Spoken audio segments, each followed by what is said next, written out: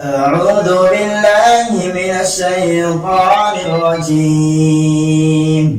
بسم الله الرحمن الرحيم.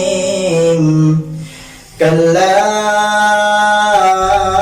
إذا دكت الأرض دكا دكا وجاء ربك والملك صفا صفا وجيء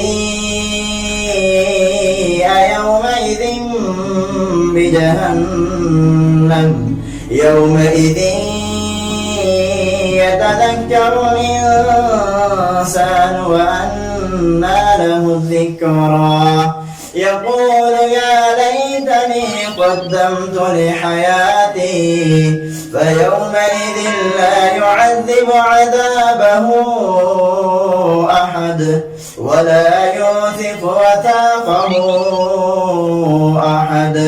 يا